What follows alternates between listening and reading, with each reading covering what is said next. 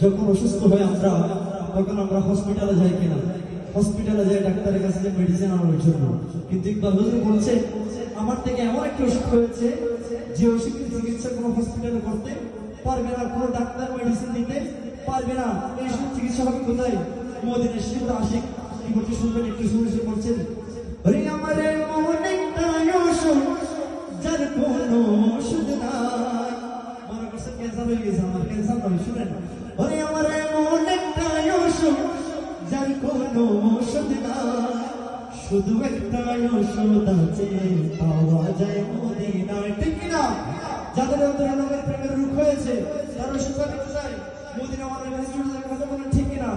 যাদের অন্তরে প্রেমের রূপ হয় তারা কোথায় যাবে? গান বাজনা আড্ডায় যাবে। কথা বলেন, ঠিক কিনা? সেটা বলছেন, আরে আমার মন একটা অসুখ যার কোনো ওষুধ নাই, শুধু একটা ওষুধ আছে